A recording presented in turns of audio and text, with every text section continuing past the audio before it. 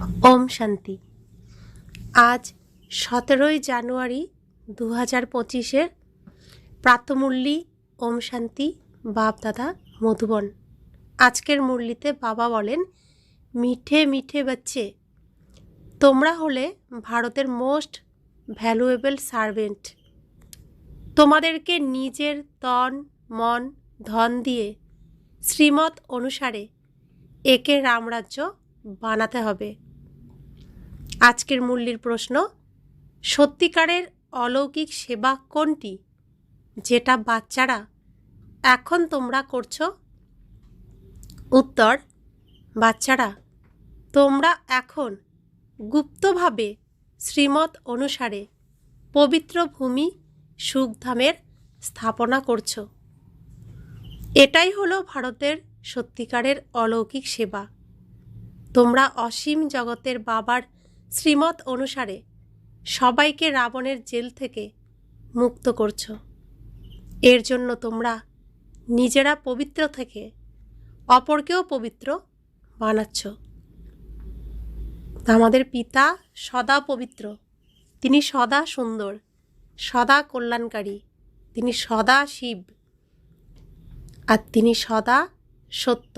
তার রূপ কখনো পরিবর্তন হয় না, তাই তিনি সুন্দর। তিনি সুন্দর, সত্যম, শিবম, সুন্দরম। তো তার সন্তান আমি আত্মা, আমিও শুদ্ধ পবিত্র। রাবণ অপবিত্র করেছিল, এখন আমরা আবার বাবার শক্তিতে পবিত্র হচ্ছি এবং অপরকেও পবিত্র বানাচ্ছি। আজকের মুরলির গীত, নয়নহীনকে পথ দেখাও প্রভু। তো যারা অজ্ঞান নিদ্রায় ঘুমিয়ে আছে এখনো, তাদেরকে জাগিয়ে এই আলোর পথ দেখিয়ে দিনের আলোতে নিতে হবে। অন্ধকারের থেকে সকলকে মুক্ত করে আনতে হবে। রাবণের কারাগার থেকে, রাবণের শিকলের থেকে সবাইকে মুক্ত করে দিনের আলোয় আনতে হবে। এটাই আমাদের শ্রেষ্ঠ কর্ম। ওম শান্তি। হে প্রভু, হে ঈশ্বর, হে পরমাত্মা বলা আর বাবা এই শব্দটি বলে ডাকার মধ্যে কত পার্থক্য! তো লৌকিকেও কোনো বাচ্চা নিজের বাবাকে যদি বাবা না ডাকে, তাহলে সে তার সম্পত্তির উত্তরাধিকার পাবে না। কাকা, জ্যাঠামশাই, পিসমশাই ডাকলে কি উত্তরাধিকার পাওয়া যায়? পাওয়া যায় না, পাওয়া যায় বাবা ডাকলে। তো ঠিক সেরকম ভগবানকে যদি বাবা ডাকি, তবেই তার সন্তান। হে ভগবান, হে প্রভু, হে ঈশ্বর ডাকলে সন্তান আর পিতার সম্পর্ক হয় না, তাই আমরা তাকে বাবা বলে ডাকি। তিনি আমাদের পিতা আর আমরা তার সন্তান। তো পার্থক্য কত হয়ে যায়। হে ঈশ্বর, হে প্রভু বললে কত সম্মান দেওয়া হয়, আর বাবা শব্দটি কত সাধারণ। বাবা তো অনেক অনেক আছে। প্রার্থনাতেও বলা হয় যে হে প্রভু, হে ঈশ্বর। বাবা কেন বলা হয় না? তিনি তো হলেন পরম পিতা, তাই না? কিন্তু বাবা শব্দের পরিবর্তে পরমাত্মা এই শব্দটি বিশেষভাবে শোনা যায়। প্রার্থনা করে যে হে প্রভু, নয়নহীনদের রাস্তা বলে দাও। আত্মারা বলে, বাবা আমাকে মুক্তি, জীবন মুক্তির রাস্তা বলে দাও। প্রভু এই শব্দটি অনেক বড়, কিন্তু বাবা এই শব্দটি খুব হালকা। এখানে এসে তোমরা জেনেছো যে বাবা এসে আমাদেরকে বোঝাচ্ছেন। লৌকিক রীতিতে তো বাবা অনেক হয়, বলেও যে তুমি মাতা, পিতা তুমি, তুমি বন্ধু, সখা তুমি। এই শব্দটি হলো খুবই সাধারণ। ঈশ্বর বা প্রভু বলে ডাকলে সবাই মনে করে যে তিনি সব কিছু করতে পারেন। এখন বাচ্চারা, তোমরা জেনেছো যে বাবা এসে গেছেন। বাবা তো অনেক উঁচু রাস্তাকে সহজেই বলে দেন। বাবা বলেন যে আমরা বাচ্চারা, তোমরা মায়ার মতে চলে কামচিতায় বসে পুড়ে ছাই হয়ে গেছো। এখন আমি তোমাদেরকে পবিত্র বানিয়ে ঘরে নিয়ে যেতে এসেছি।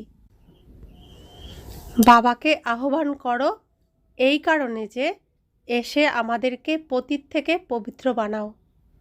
আমরা ঠাকুরের কাছে গিয়ে মন্দিরে গিয়ে বা বাড়িতেও ঠাকুরের সামনে গিয়ে বলেছি, আমি নীচ, আমি পাপী, আমি অধম, তুমি নিজ গুণে আমাকে ক্ষমা করো, আমাকে উদ্ধার করো, মুক্ত করো। তো এসব বলেছি। তো বাবা বলছেন, আমি এসেছি তোমাদের সেবা করতে। তা আমরা ডেকেছিলাম, নিজ পাপী অধম মুক্ত করো। তো তিনি এখন এসেছেন আমাদেরকে এই অপবিত্র দুনিয়া থেকে, দুঃখের দুনিয়ার থেকে মুক্ত করার জন্য। আর আমাদেরকে এসে সেবা করছেন। কি সেবা করছেন?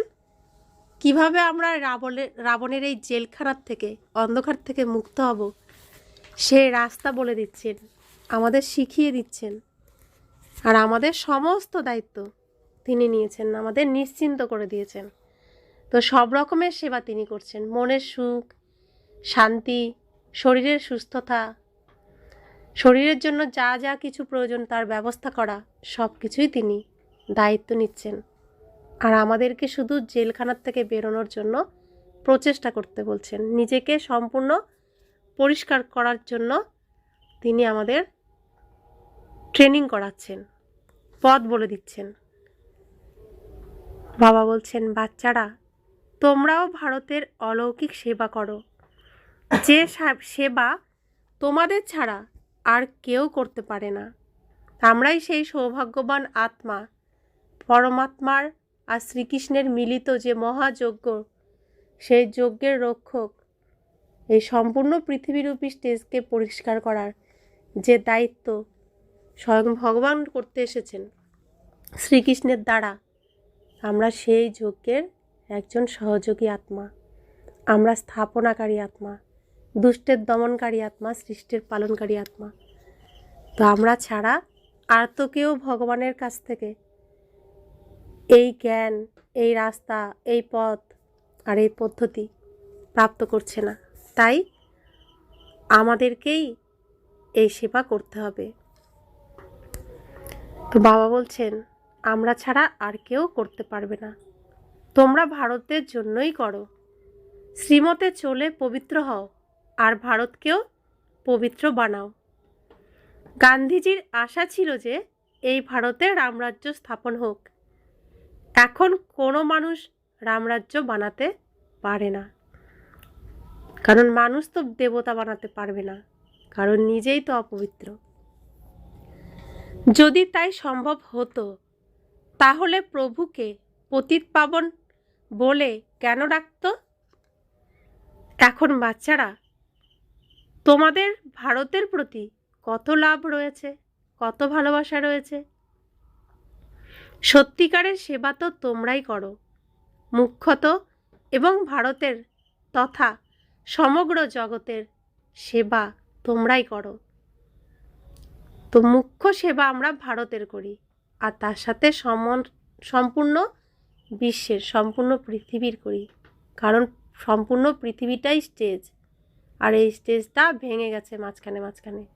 এখন সেই স্টেজটাকে আবার রিপেয়ার করে একসঙ্গে জুড়ে একটা সুন্দর স্টেজ বানাতে হবে, যেখানে আবার নতুন সিনেমা হবে, নতুন নাটক হবে, আর শ্রীকৃষ্ণ প্রথম আসবেন সেই স্টেজে। তো এত শ্রেষ্ঠ কর্ম করার সৌভাগ্য প্রাপ্ত হয়েছে, আর এই শ্রেষ্ঠ কর্মের দ্বারাই আমরা বৈকুণ্ঠে আসব শ্রীকৃষ্ণের সাথে। বাবা বলেন, তোমরা জানো যে ভারতকে রামরাজ্য বানাতে হবে, যা বাপুজি চাইতেন। তিনি ছিলেন লৌকিক জগতের বাপুজি, আর ইনি হলেন অসীম জগতের বাপুজি। তিনি অসীম জগতের সেবা করেন, এটা তোমরা বাচ্চারাই জানো। তো মহাত্মা গান্ধীর কথা বলছেন, যিনি শুধুমাত্র ভারতকেই চেয়েছিলেন রামরাজ্য স্থাপন করতে, আর বাবা এসেছেন সম্পূর্ণ পৃথিবীতে বিশ্ব ব্রহ্মাণ্ডের মধ্যে রামরাজ্য স্থাপন করতে। আর এটা আমরাই বুঝতে পারছি, আমরাই জেনে গেছি। তোমাদের মধ্যেও নম্বরের ক্রমানুসারে এই নেশা থাকে যে আমরা রামরাজ্য বানাবো। গভর্নমেন্টের তোমরা হলে সার্ভেন্ট। তোমরা দৈবিক গভর্নমেন্ট বানিয়ে থাকো। ভারতের জন্য তোমাদের গর্ব রয়েছে। তোমরা জেনেছো যে সত্যযুগে ভারত পবিত্র ভূমি ছিল, এখন তো পতিত হয়ে গেছে। তোমরা জেনে গেছো যে এখন আমরা বাবার দ্বারা পুনরায় পবিত্র ভূমি বা সুখধাম রচনা করছি, সেটাও আবার গুপ্ত রীতিতে। তোমরা শ্রীমত গুপ্তভাবে প্রাপ্ত করো। ভারত সরকারের জন্যই তোমরা এই কাজ করো। শ্রীমত অনুসারে তোমরা তন মন ধন দিয়ে ভারতের জন্য সর্বশ্রেষ্ঠ সেবা করছো। কংগ্রেসিদের তো অনেকবার হাজতবাস করতে হয়েছে, তোমাদেরকে তো হাজতবাস করার দরকার নেই। তোমাদের বিষয়টা হলো আত্মিক। তোমাদের লড়াইও হচ্ছে 5 বিকার রাবণের সাথে, যে রাবণ সমগ্র পৃথিবীর উপর রাজত্ব করছে। এই হলো তোমাদের সেনা। লঙ্কা তো ছিল একটি ছোট দ্বীপ, এই সৃষ্টি হলো অসীম জগতের দ্বীপ।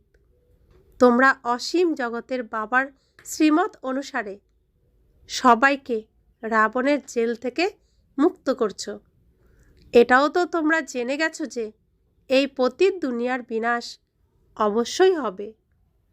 তোমরা হলে শিব শক্তি। এই পাণ্ডব ভাইরাও হলো শিব শক্তি। তোমরা গুপ্তভাবে ভারতের জন্য অনেক বড় সেবা করে চলেছ। ভবিষ্যতে এটা সবার কাছে জ্ঞাত হয়ে যাবে। তোমরা শ্রীমত অনুসারে আত্মিক সেবা করছো। তোমরা এখন গুপ্ত আছো, সরকার জানেই না যে এই বিকেরা তো ভারতকে নিজের তন মন ধন দিয়ে সর্বশ্রেষ্ঠ সত্যখণ্ড বানাচ্ছে। ভারত সত্যখণ্ড ছিল, এখন মিথ্যাখণ্ড হয়ে গেছে। সত্য হলেন একমাত্র বাবা। বলাও হয় যে ভগবান হলেন সত্য। তোমাদেরকে নর থেকে নারায়ণ হওয়ার জন্য সত্য শিক্ষা প্রদান করছেন। তো তিনি আমাদের সত্যনারায়ণের কথা শোনাচ্ছেন, সত্যখণ্ডে সত্যনারায়ণের সেই রাজ্যে যাওয়ার জন্য। সত্য পিতা, সত্য আত্মা, সত্য ড্রামা আর সত্যখণ্ডে যাওয়ার শিক্ষা স্বয়ং ভগবান এসে এখানে দিচ্ছেন। সত্য পিতা এসে আমাদেরকে দিচ্ছেন সঠিক শিক্ষা, উচ্চ শিক্ষা, সত্য শিক্ষা, যার দ্বারা তার প্রত্যেক বাচ্চা নর থেকে নারায়ণ হয়ে উঠছে। বাবা বলছেন যে কল্প পূর্বেও তোমাদেরকে নর থেকে নারায়ণ বানিয়েছিলাম। রামায়ণে তো গল্পকথা লিখে দিয়েছে, সেখানে বলা আছে যে রাম বাদর সেনা নিয়েছিল। তোমরাই প্রথমে বাদরের মতো ছিলে, একটা সীতার তো কথা নয়। বাবা বোঝাচ্ছেন যে কিভাবে আমরা রাবণ রাজ্যের বিনাশ করে রামরাজ্য স্থাপন করছি। তো আমরা আমাদের আচার আচরণ ঈশ্বরীয় পরিবারে আসার আগে কেমন করতাম, আর ঈশ্বরীয় কুলে জন্মগ্রহণ করার পরে কেমন করি, আমাদেরই তো হাসি পায়। আমরা আগে কি ছিলাম? বাদরের মতো। তো আমরা এখন কি হচ্ছি? ফুলের মতো। তো রামরাজ্য স্থাপন আমরাই করছি। আমরা রাম রাম জপ করে সেই রাম নামের অদৃশ্য পাথর এই বিষের সাগরের উপরে ফেলছি, আর পথ তৈরি হচ্ছে অমৃতের সাগরে যাওয়ার। আর সেই পথ দিয়েই আমাদের অবুঝ অজ্ঞানী যারা এখনও ঘুমিয়ে আছে সেই ছোট ভাইয়েরা আসবে। তো সেই রাস্তা আমরা বানাচ্ছি, আমরাই সেই বাদর সেনা। তো এখানে প্রত্যেক আত্মাই সীতা, প্রত্যেক আত্মাই রাবণের কারাগারে বন্দী। এই দেহরূপী অশোক বাটিকা, সেখানে আত্মা বন্দী হয়ে রয়েছে। আর এই রাবণের থেকেই ছাড়ানোর জন্য, রাবণের জেলখানার থেকে ছাড়ানোর জন্যই আমাদের রাম ভগবান এসেছেন, যিনি দিলকে আরাম দেন। দিল আরাম রাম তিনি। তো তিনি এসে রামরাজ্য স্থাপন করতে এসেছেন আর প্রত্যেক সীতাকে উদ্ধার করতে এসেছেন। বাবা বোঝাচ্ছেন যে কিভাবে আমরা রাবণ রাজ্যের বিনাশ করে রামরাজ্য স্থাপন করছি। তো আমরা প্রত্যেক আত্মা সীতা, মন আর বুদ্ধি আমাদের সন্তান লবকুশ। তো আমাদের সন্তান মন আর বুদ্ধি প্রথমে রামকে তো স্বীকার করেনি। কত যুদ্ধ, ইনি ভগবান কি না, ভগবান হতে পারেন কি না, এরকম কি বিন্দু স্বরূপ হয় কি না। তো কত যুদ্ধ আমাদের মনে চলেছিল। অনেক যুদ্ধের পর স্বীকার করেছি যে হ্যাঁ তুমি আমাদের পিতা। তো সেই রামায়ণ কাহিনী যেটা ত্রেতা যুগের রামকে দিয়ে দেখানো হয়েছে, সেটা আমরা করছি, আমাদের কাহিনী সেটাই রামায়ণ কাহিনী। ত্রেতা যুগের রাম তো সম্পূর্ণ সত্যযুগ ত্রেতা যুগে রাজত্ব করেননি, শুধু ত্রেতা যুগে ছিলেন। আর আমরা তো এখন এই দাপর আর কলিযুগের রাবণ রাজ্য থেকে মুক্ত হয়ে সত্যিকারের রামরাজ্য সত্যযুগ ত্রেতা যুগে যাওয়ার জন্য এই লড়াই করছি। তো বুদ্ধি দিয়ে যুক্তি দিয়ে বুঝতে হবে, অন্ধকারে আর গাল গল্পে হারিয়ে গেলে হবে না। রূপকথার গল্পে সত্য একটুখানিই থাকে আর পুরোটাই রূপকথা থাকে, গল্প থাকে। বাস্তবটা, সত্যটাকে আমাদের বুঝে নিতে হবে, চিনে নিতে হবে। বাবা বলছেন, তোমরা যে রাবণ রাজ্যের বিনাশ করে রামরাজ্য স্থাপন করছো, এতে কোনো পরিশ্রমের কথা নেই। তারা তো কত খরচ আদি করে রাবণের মূর্তি তৈরি করে, সেটাকে আবার জ্বালিয়ে দেয়, কিছুই বোঝে না। বড় বড় ব্যক্তিরা সবাই যায় সেখানে, বিদেশিদের দেখায়, তারা কিছুই বোঝে না। এখন বাবা বোঝাচ্ছেন যে তোমাদের মনের মধ্যে এই উৎসাহ আছে যে আমরা ভারতের জন্য সত্য আত্মিক সেবা করছি, বাকি সমগ্র দুনিয়া রাবণের মতে চলছে। তোমরা হলে রামের শ্রীমত অনুসারী।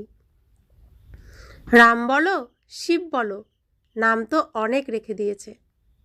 বাচ্চারা, তোমরা হলে ভারতের অত্যন্ত গুরুত্বপূর্ণ সেবাধারী।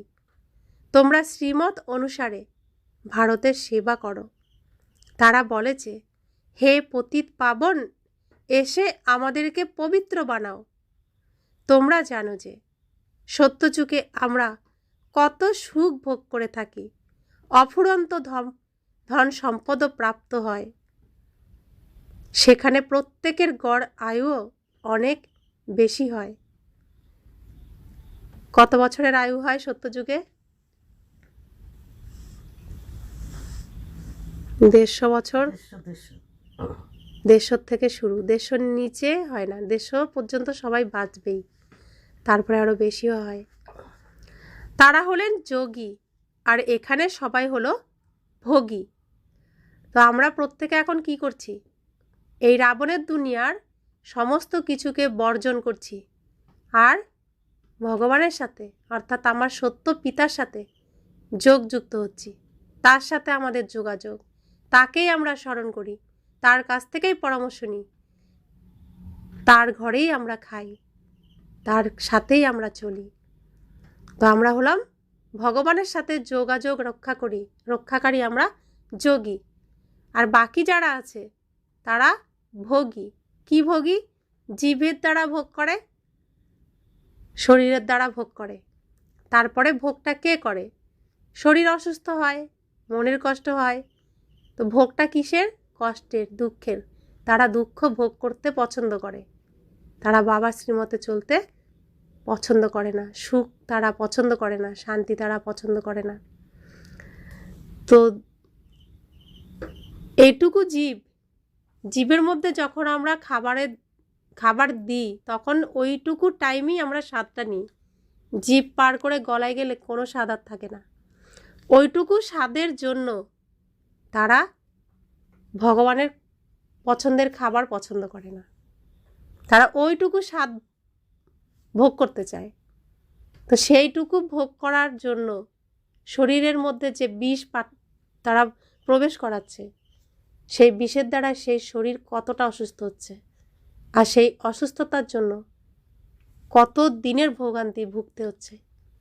তো খাচ্ছে 1 সেকেন্ড বা 1 মিনিট বা 5 মিনিট, আর শরীর ভোগ করছে কত দিনে। কারো কারো তো এই ভোগান্তি শেষই হয় না। তো তারা এই ভোগ করতে চায়। ভোগ অর্থাৎ নিজেকে দুঃখ দিতে চায়, নিজেকে অসুস্থ বানাতে চায়, নিজে অশান্তিতে থাকতে চায়। তো ভোগী অর্থাৎ এইসবের ভোগী।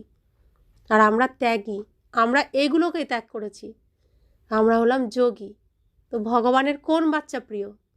যারা ভোগ করছে, ভোগী, তারাই শাস্ত্র পড়ে পড়ে সবাইকে শোনাচ্ছে যে স্থূল জিনিস দিয়ে পুজো করার থেকে, অর্থাৎ ধূপ দীপ নৈবেদ্য জপ তপ শাস্ত্র আদি যজ্ঞ তীর্থ আদির দ্বারা আমাকে প্রাপ্ত করা যায় না। স্থূল জিনিস দিয়ে পুজো করার থেকে জ্ঞান দ্বারা পুজো করা শ্রেষ্ঠ, জ্ঞান দ্বারা পুজো করার থেকে ধ্যান দ্বারা পুজো করা শ্রেষ্ঠ। তারাই বলছে, কিন্তু তারা আবার সেই রাস্তা পছন্দ করে না। তারা ভোগ করতে পছন্দ করে, দুঃখ কষ্ট অশান্তিকে পছন্দ করে, ভগবানকে পছন্দ করে না। তাই কি বলছেন? বলছেন আমার যোগী বাচ্চা প্রিয়। যে আমার সাথে যোগাযোগ রাখবে সেই তো প্রিয় হবে, এটাই তো স্বাভাবিক। বাবা বলেন তারা হলেন পবিত্র, আর এখানে সবাই হলো পতিত। রাত দিনের মতো পার্থক্য আছে এখানে। কৃষ্ণকেও যোগী বলা হয়, মহাত্মাও বলা হয়, কিন্তু তিনি তো হলেন সত্য মহাত্মা। তার মহিমা গাওয়া হয় যে তিনি হলেন সর্বগুণ সম্পন্ন। আত্মা এবং শরীর দুটোই পবিত্র হয়। সন্ন্যাসীরা তো গৃহস্থীর কাছে বিকারের দ্বারা জন্মগ্রহণ করে, পরে সন্ন্যাসী হয়। এ সমস্ত কথা বাবা এখনই তোমাদের বোঝাচ্ছেন। তো শ্রীকৃষ্ণ তার জন্ম হচ্ছে যোগ বলের দ্বারা, শুদ্ধ পবিত্র জন্ম। আর এই পৃথিবীতে এখনো পর্যন্ত ময়ূরের জন্ম এভাবেই হয়। সেজন্য শ্রীকৃষ্ণের মাথায় ময়ূর পাখা লাগানো হয়। এই ময়ূর পাখা লাগানোর অর্থই হলো তার পবিত্রতার মাধ্যমে জন্ম, যোগ বলের মাধ্যমে জন্ম। এর প্রতীকই হলো ময়ূর পাখা। তো শ্রীকৃষ্ণ হয়ে গেলেন কি? সর্বগুণ সম্পন্ন, ষোলকলা সম্পন্ন, সম্পূর্ণ নির্বিকারী, অহিংসা তার পরম ধর্ম। আবার তিনি যখন ব্রহ্মা তখন সম্পূর্ণ বিকারী। তো সেই শ্রীকৃষ্ণ ভগবানের সাথে যোগযুক্ত হয়ে, অর্থাৎ ব্রহ্মা ভগবানের সাথে যোগযুক্ত হয়ে নিজেকে সম্পূর্ণ বিকারী বানিয়ে, নির্বিকারী বানিয়ে তারপরে শ্রীকৃষ্ণ রূপে জন্মগ্রহণ করেন সত্যযুগে। তো সেই সত্যযুগে যাওয়ার জন্য সেই শ্রীকৃষ্ণের সেই পথেই আমরাও এগোচ্ছি। আমরাও শ্রীকৃষ্ণের সাথে এই স্টেজে আসব, সেই পথ অনুসরণ করছি। আর সন্ন্যাসীরা যারা নিজেদেরকে পবিত্র মহান বলে দেখায়, তারা ঘর গৃহস্থ ত্যাগ করেছেন, কিন্তু তারা খাবার দাবার সেই পতিত মায়েদের কাছে গিয়েই আনতে যায়। তারা তাদের মনের বিকার ত্যাগ করতে পারেননি, শুধু গৃহ ত্যাগ করেছেন। আর শ্রীকৃষ্ণ তিনি ব্রহ্মারূপে সমস্ত কিছুকে ত্যাগ করেছেন। তার এই ত্যাগেরই উদাহরণ শাস্ত্রে বর্ণিত হয়েছে। তো শ্রীকৃষ্ণ হলেন সর্বগুণ সম্পন্ন, সম্পূর্ণ নির্বিকারী, তিনি সম্পূর্ণ শুদ্ধ পবিত্র।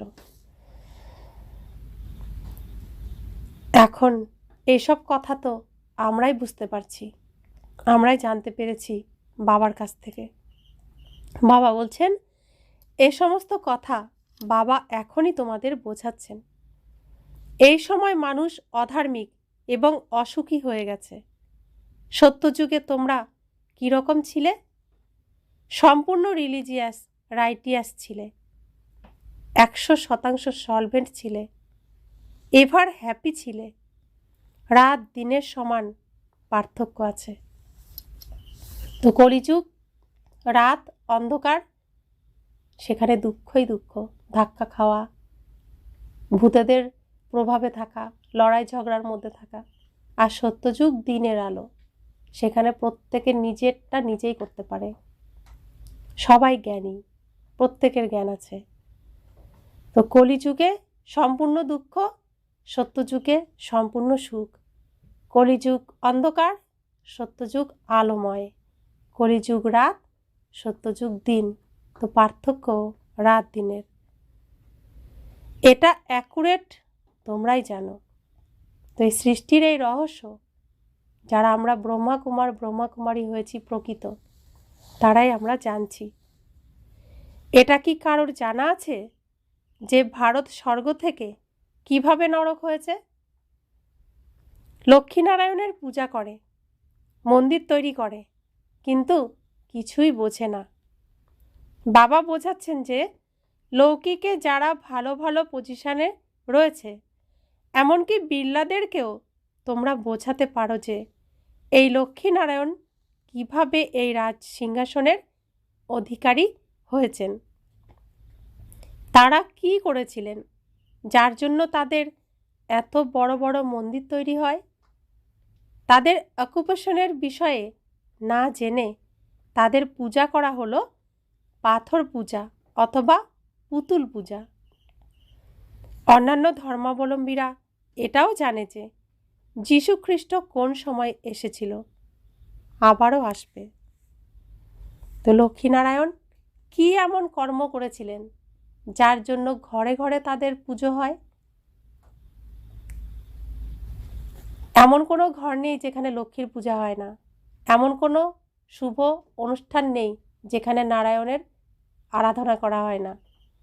তো তারা কি এমন শ্রেষ্ঠ কর্ম করেছিলেন যে তাদের এখনো মানুষ স্মরণ করে, সাথে রাখে? তো বাবা সেই শ্রেষ্ঠ নর থেকে নারায়ণ, নারী থেকে লক্ষ্মী বানাতে এসেছেন, যাতে আমরাও ঘরে ঘরে পূজা পাই। তো বাবা বলছেন, বাচ্চারা, তোমাদেরকে তো অনেক গুপ্ত আত্মিক নেশায় থাকতে হবে, আত্মার মধ্যে এই খুশি হওয়া চাই। তোমরা অর্ধেক কল্প দেহ অভিমানী হয়েছিলে। বাবা বলছেন যে তোমরা এখন অশরীরী হও, নিজেকে আত্মা মনে করো। আমার আত্মা বাবার থেকে শুনছে।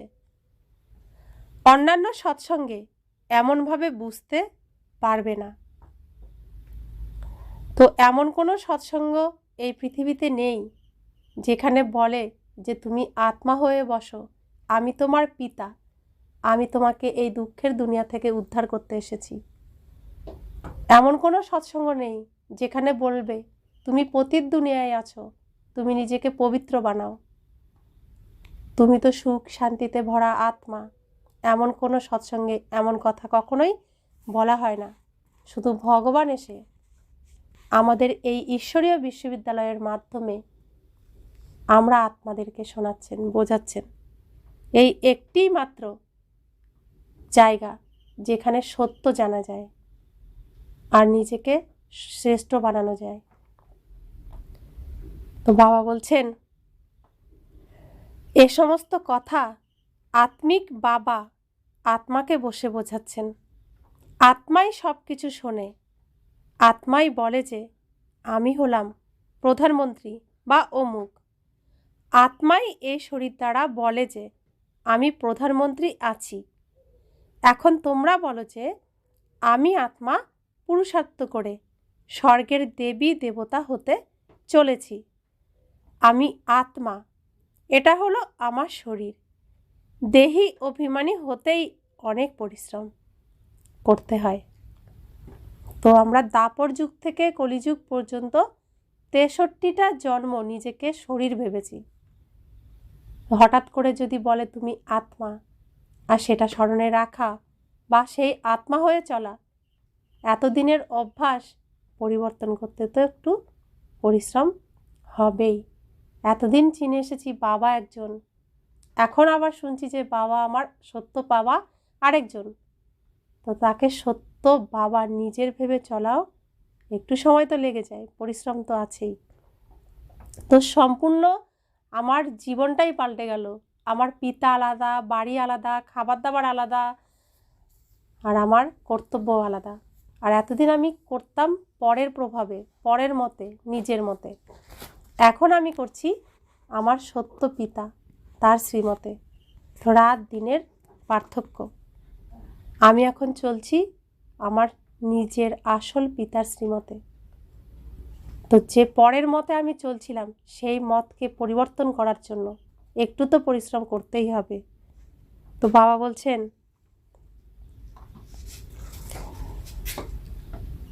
এখন তোমরা বলো যে আমি আত্মা পুরুষার্থ করে স্বর্গের দেবী দেবতা হতে চলেছি। আমি আত্মা, এটা হলো আমার শরীর। দেহি অভিমানী হতেই অনেক পরিশ্রম করতে হয়। প্রতি ক্ষণে ক্ষণে নিজেকে আত্মা মনে করে বাবাকে স্মরণ করতে থাকো, তো বিকর্ম বিনাশ হয়ে যাবে। তুমি হলে অত্যন্ত বাধ্য সেবাধারী, গুপ্তভাবে নিজের কর্তব্য পালন করো। তাই এই নেশাও গুপ্ত হওয়া চাই। আমি হলাম গভর্নমেন্টের আত্মিক সার্ভেন্ট, ভারতকে স্বর্গ বানাচ্ছি। বাপুজিও চেয়েছিলেন যে নতুন দুনিয়াতে নতুন ভারত হোক, নতুন দিল্লি তৈরি হোক। এখন নতুন দুনিয়া তো নেই, এই পুরানো দিল্লি কবরস্থান হয়ে গেছে। এটাই পুনরায় পরিদেশ স্থান হয়ে যাবে। এখন এই দুনিয়াকে পরিদেশ স্থান বলা যায় না। নতুন দুনিয়াতে পরিদেশ স্থান নতুন দিল্লি তোমরাই বানাচ্ছ। এটাই হলো বোঝার বিষয়। এই কথাকে ভুলে যেও না। ভারতকে পুনরায় সুখধাম বানানো অনেক উঁচু কাজ আছে। এটা হচ্ছে উচ্চ শ্রেষ্ঠ কর্ম। ড্রামা প্ল্যান অনুসারে সৃষ্টি পুরানো হয়ে যায়। এটাই হলো দুঃখধাম। দুঃখহর্তা সুখকর্তা এক বাবাকেই বলা যায়। তোমরা জেনে গেছো যে বাবা 5000 বছর বাদে এসে দুঃখী ভারতকে সুখী বানাচ্ছেন, সুখও দিচ্ছেন, শান্তিও দিচ্ছেন। মানুষ বলে যে মনের শান্তি কিভাবে পাওয়া যাবে? এখন শান্তি তো শান্তিধাম সুইট হোমেই হয়ে থাকে। তাকেই বলা যায় শান্তিধাম, যেখানে কোনো শব্দ থাকে না, কোনো চিন্তা থাকে না, সূর্য চাঁদ আদিও থাকে না। এখন বাচ্চারা, তোমরাই এ সমস্ত জ্ঞান প্রাপ্ত করছো। বাবাও এসে তোমাদের বাধ্য সেবাধারী হয়েছেন, তাই না? তো বাবা এসেছেন অবিডিয়েন্ট সার্ভেন্ট হয়ে সেবা করতে, আজ্ঞাকারী সেবা। স্বয়ং ভগবান এই কথা বলছেন আমাদেরকে। তিনি কত নিরহংকারী। নিজের সত্য পিতা ছাড়া এরকম কথা কেউ বলবেন না। লৌকিকে পিতা সন্তান জন্ম দেন, বড় করেন, লালন পালন করেন বৃদ্ধ বয়সে রিটার্ন পাওয়ার স্বার্থে। আর আমাদের সত্য পিতা আমাদের কাছ থেকে কিচ্ছু নেন না, শুধু দেন, দিয়ে যান। তিনি নিজের শরীরটুকু অর্থাৎ একটা বস্ত্র পর্যন্ত নিজের জন্য রাখেননি, সবটাই সন্তানদের দিয়ে দিয়েছেন। তিনি সদা আত্মারূপেই থাকেন। কখনো তিনি নিজের পোশাক পরেন না, নিজের পোশাকই নেই। এই পৃথিবীতে অভিনয় করার জন্য তিনি ধার করেন, নিজের নেই পোশাক, নিজের দেহ নেই। শ্রীকৃষ্ণের পোশাককে তিনি ধার নেন এই পৃথিবী স্টেজে অভিনয় করার জন্য।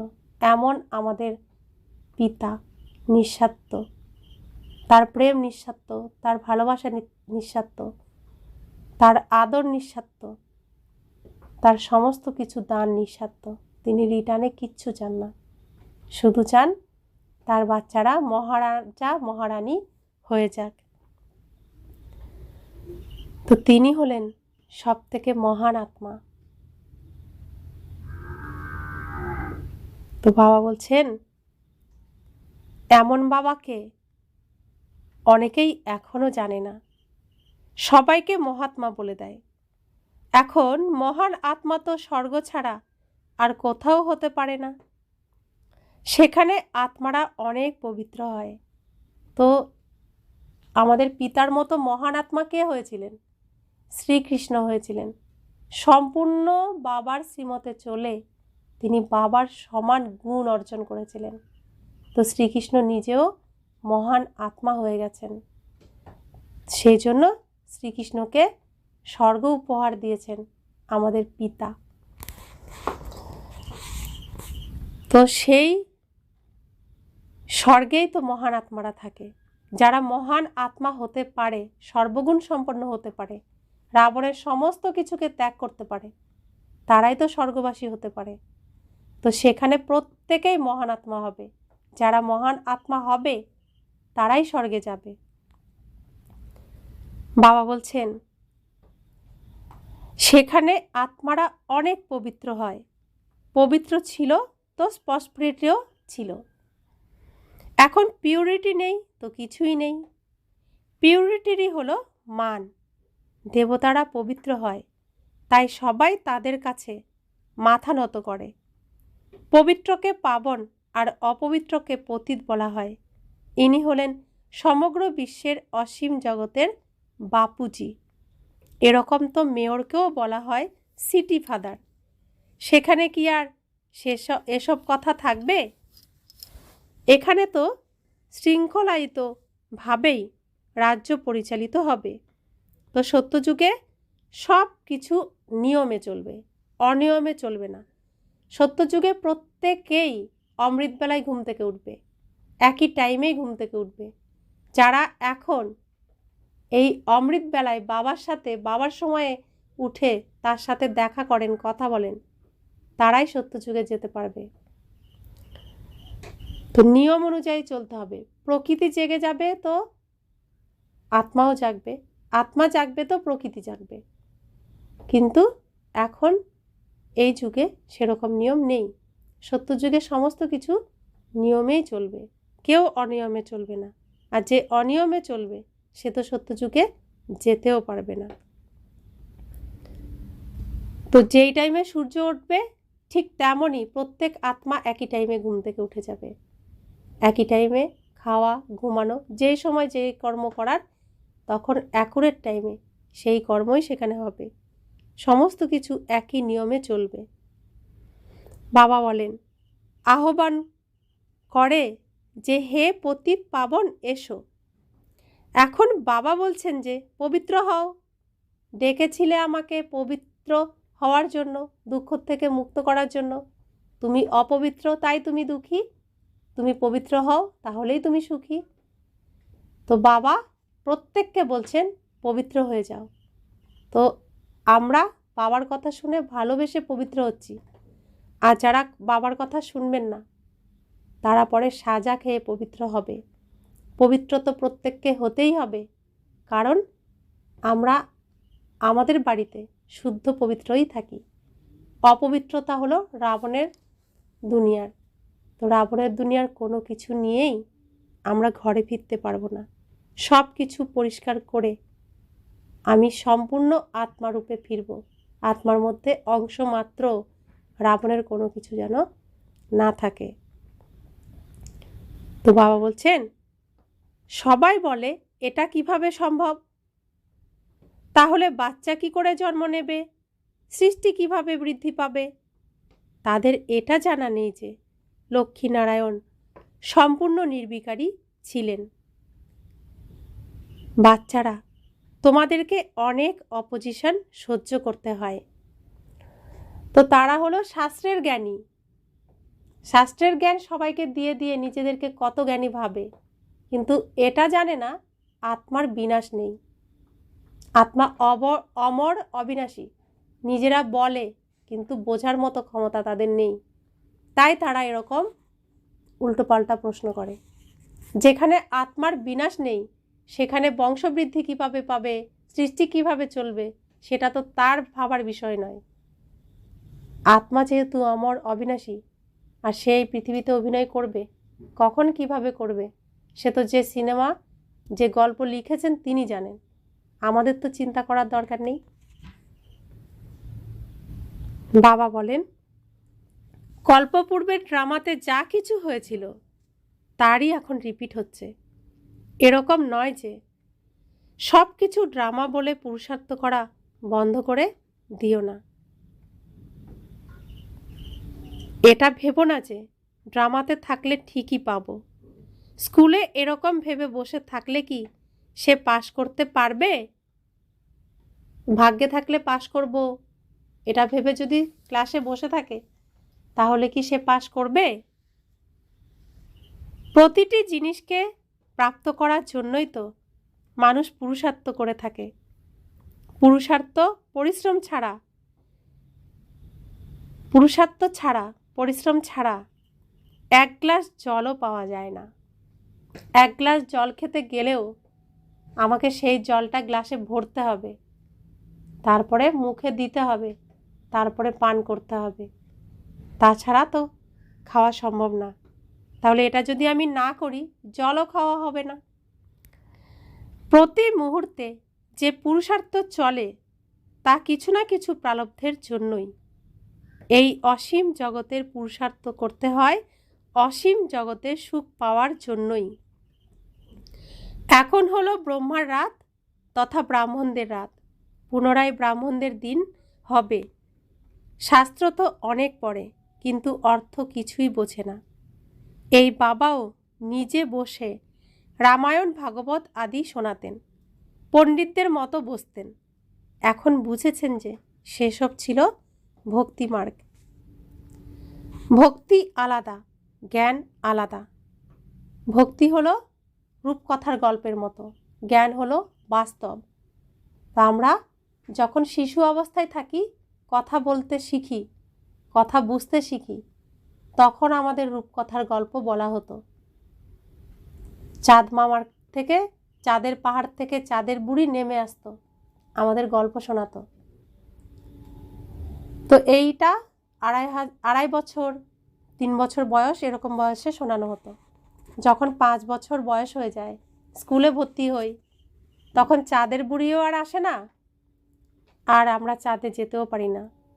চাঁদে যেতে গেলে পড়াশোনা পদ্ধতি সব কিছুই আলাদা, যা গল্পের সাথে কোনো মিল নেই। শুধু মিল আছে চাঁদের, আর বাকি কোনো কিছুরই মিল নেই। শাস্ত্রও ঠিক সেরকম, একটা দুটো কথা সত্য, আর বাকি সব হচ্ছে রূপকথা। আর সেই রূপকথা দিয়ে বাস্তবের কোনো কিছুই পাওয়া সম্ভব নয়।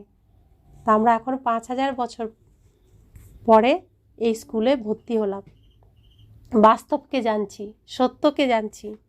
আর এই সত্যকে গ্রহণ করলেই আমরা সত্যখণ্ডে যেতে পারবো। রূপকথা দিয়ে বা স্বপ্ন দেখে আমরা যেতে পারবো না। বাবা বলেন যে তোমরা কামচিতায় বসে কালো হয়ে গেছো। কৃষ্ণকেও শ্যাম সুন্দর বলে, তাই না? পূজারীরা অন্ধশ্রদ্ধা ভক্তি করে, কতই না ভূত পূজা করে। শরীরের পূজা অর্থাৎ 5 তত্ত্বের পূজা করে।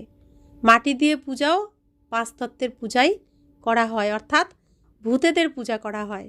শরীরের মধ্যে থাকে ভূত, আত্মার মধ্যে থাকে সুখ শান্তি। তো মাটির পুতুল বানিয়ে পুজো করলেও ভূত পূজাই হয়ে যায়। এগুলোকেই বলা হয় ব্যভিচারী পূজা। প্রথম দিকে অব্যভিচারী ভক্তি ছিল, এক শিবেরই পূজা হতো। এখন তো দেখো কি কি পূজা হচ্ছে। বাবা আশ্চর্যজনক কিছু করে দেখাচ্ছেন, জ্ঞানও বোঝাচ্ছেন। কাঁটা থেকে ফুল বানাচ্ছেন। এটা তো হলোই ফুলের বাগান। তো আমরা কাঁটার জঙ্গলে ছিলাম, সেখান থেকে বাবা কেটে এনে ফুলের বাগানে আমাদের কলম লাগাচ্ছেন। এক একজনকে কাঁটার থেকে ফুলে পরিণত করছেন। বাবা হলেন এমন জাদুকর। করাচিতে এক পাঠান রক্ষী ছিল, সেও ট্রান্সে চলে যেত। সে বলতো যে সে বেহেশতে স্বর্গে গিয়েছিল, সেখানে দেবতারা তাকে ফুল দিয়েছেন। সে খুব মজা পেত। আশ্চর্যের বিষয়, তাই না? মানুষ তো পৃথিবীতে 7 ওয়ান্ডার্সের কথা বলে, 7 আশ্চর্যের কথা বলেন, যেমন চীনের প্রাচীর। তো এরকম 7 আশ্চর্যজনক পৃথিবীতে অনেক কিছু বানানো হয়েছে। বাস্তবে ওয়ার্ল্ডের অফ দ্য ওয়ার্ল্ড তো হলো স্বর্গ, এটা কারোরই জানা নেই। তো স্বর্গ তো সম্পূর্ণটাই আশ্চর্য, সেখানে সব কিছু ফার্স্ট ক্লাস আর খুবই সহজভাবে প্রাপ্ত হয়। তোমরা কত ফার্স্ট ক্লাস জ্ঞান প্রাপ্ত করছো, তাই তোমাদের অনেক খুশিতে থাকা দরকার। সর্বশ্রেষ্ঠ বাপ দাদা কিন্তু থাকেন কত সাধারণভাবে। বাবারই মহিমা গাওয়া হয়ে থাকে, তিনি হলেন নিরাকার, নিরহংকারী। বাবাকে তো এখানে এসে সেবা করতেই হয়। বাবা সর্বদা বাচ্চাদের সেবা করে, তাদেরকে ধন সম্পত্তি প্রদান করে নিজে বানপ্রস্থ অবস্থায় চলে যান, বাচ্চাদেরকে মাথার উপর রাখেন। বাচ্চারা, তোমরাই বিশ্বের মালিক হও। সুইট হোমে গিয়ে পুনরায় সুইট রাজ্যে আসবে।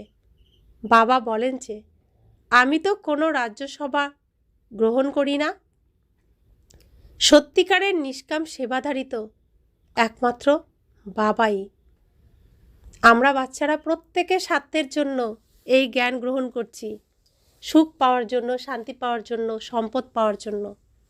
কিন্তু বাবা, তিনি নিজের জন্য কিচ্ছু রাখেন না, সম্পূর্ণটাই আমাদের দিয়ে দেন, বাচ্চাদের দিয়ে দেন। তিনি সব কিছু বাচ্চাদেরকে দিয়ে সুখ শান্তির রাজ্য উপহার দিয়ে বানপ্রস্থে গিয়ে চুপচাপ বসে থাকেন। তো এরকম আমাদের বাবা। তাই বাবা বলেন বাচ্চাদেরকে অনেক খুশিতে থাকতে হবে, কিন্তু মায়া সব কিছু ভুলিয়ে দেয়। এই বাপ দাদাকে কখনোই ভোলা উচিত নয়। শিব বাবাকে, ব্রহ্মা বাবাকে কখনোই ভোলা উচিত নয়। ঠাকুরদাদার সম্পত্তির প্রতি সকলেরই একটা নেশা থাকে। তোমরা তো শিব বাবাকে পেয়েছ, তার তো অসীম সম্পদ রয়েছে। বাবা বলেন, আমাকে স্মরণ করো আর দিব্যগুণ ধারণ করো। আসুরি গুণগুলিকে বের করে দিতে হবে। তারা বলে যে, আমার এই নির্গুণ হারে কোনো গুণ নেই। তো বাবা বলছেন যে, নিজেরাই দেবী দেবতার সামনে এসে বলে বা আমার মন্দিরে এসেও বলে যে, আমার মধ্যে কোনো গুণ নেই, আমি নীচ, পাপী, অধম।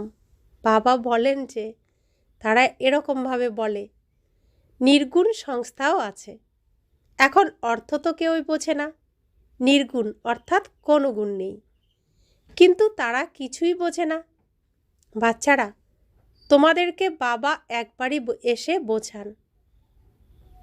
তো এই ঈশ্বরীয় বিশ্ববিদ্যালয় এই পুরো কল্পের মধ্যে একবারই খোলে। এটা প্রত্যেক 5000 বছর পর পর এই বিশ্ববিদ্যালয় খোলে, একবারই খোলে। বাবা বলেন, বলো, আমরা তো ভারতের সেবায় রত আছি। যিনি সকলের বাপুজি, আমরা তার শ্রীমতে চলি। শ্রীমদ্ ভগবদ গীতা গাওয়া হয়েছে, তো তিনি এখন উত্তম মত, শ্রেষ্ঠ মত দিচ্ছেন শ্রীকৃষ্ণের মুখের দ্বারা গীত গেয়ে গেয়ে। তো এই শ্রীমৎ ভগবত, ভগবান দিচ্ছেন যে মত, শ্রীমৎ, তো গীত গেয়ে গেয়ে, তার নামই হলো শ্রীমদ্ ভগবত গীতা। সেই শ্রেষ্ঠ শ্রীমৎ স্বয়ং ভগবান দিচ্ছেন শ্রীকৃষ্ণের মুখের দ্বারা। আর আমি সেই সৌভাগ্যবান আত্মা, বা আমরা সেই সৌভাগ্যবান আত্মা যারা ব্রহ্মাকুমারী হয়েছি আর ভগবানের কাছ থেকে তার মুখের উচ্চারিত কথা ডাইরেক্ট শুনছি। তো আমরা কত সৌভাগ্যবান শ্রেষ্ঠ আত্মা, ভগবানের কত আদরের। তো আমাদেরকে সেই মান রাখতে হবে, এই যজ্ঞকে রক্ষা করতে হবে, এই নরককে স্বর্গ বানাতেই হবে। अच्छा, मीठे मीठे सिकिला दे बच्चों प्रति माता पिता बाप दादा का याद प्यार और गुड मॉर्निंग। रूहानी बाप की रूहानी बच्चों को नमस्ते। हम रूहानी बच्चों की रूहानी माता पिता बाप दादा को याद प्यार, गुड मॉर्निंग और नमस्ते नमस्ते नमस्ते। शुक्रिया बाबा, शुक्रिया बाबा, शुक्रिया। ধারণার জন্য মুখ্য সার। হায়েস্ট বাপ দাদা যেমন সিম্পল থাকেন, সেরকম তোমাদেরও অত্যন্ত সিম্পল, নিরাকারী এবং নিরহংকারী হয়ে থাকতে হবে। বাবার দ্বারা যে ফার্স্ট ক্লাস জ্ঞান প্রাপ্ত হচ্ছে তার মনন চিন্তন করতে হবে। দ্বিতীয় ধারণা, যে ড্রামা অবিকল রিপিট হয়ে চলেছে, এই বিষয়ে অসীম জাগতিক পুরুষার্থ করে অসীম জগতে সুখের প্রাপ্তি করতে হবে। কখনো ড্রামা বলে পুরুষার্থ বন্ধ করো না। তো ড্রামা বলে পুরুষার্থ বন্ধ করা কখনো এমন করো না। প্রারব্ধের জন্য পুরুষার্থ অবশ্যই করতে হবে। অনেক বাচ্চা ভাবে যে ড্রামাতে যখন আছে তাহলে আমাকে আর চেষ্টা করতে হবে না, পুরুষার্থ করতে হবে না, এমনি এমনিই হবে। তো বাবা কত সুন্দর করে বুঝিয়েছেন। তো অনেক সময় আমরা হাত দেখাই, তো হাত দেখালে বলে এর ভাগ্যে চাকরি আছে, অনেক ধন সম্পত্তি প্রাপ্ত হবে। তো সে ভেবে যদি সে পড়াশোনা করা বন্ধ করে দেয় যে ভাগ্যে আছে তাই হয়ে যাবে, তাহলে কি সে পাবে? তাকে তো সেটা পাওয়ার জন্য প্রচেষ্টা করতে হবে, পড়াশোনা করতে হবে, তবেই তো সে প্রাপ্ত করবে।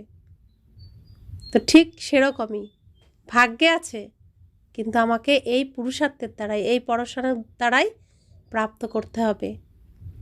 বরদান, অব্যক্ত স্বরূপের সাধনার দ্বারা পাওয়ারফুল বায়ুমণ্ডল নির্মাণকারী অব্যক্ত ফরিস্তা ভব। বায়ুমণ্ডলকে পাওয়ারফুল বানানোর সাধন হলো নিজের অব্যক্ত স্বরূপের সাধনা। এর প্রতি বারবার যেন অ্যাটেনশন থাকে, কেননা যেটার সাধনা করা হয় সেটার প্রতি মনোসংযোগ থাকে। তো অব্যক্ত স্বরূপের সাধনা অর্থাৎ বারবার অ্যাটেনশনের তপস্যা চাই। এই জন্য অব্যক্ত ফরিস্তা ভবর বরদানকে স্মৃতিতে রেখে শক্তিশালী বায়ুমণ্ডল বানানোর তপস্যা করো।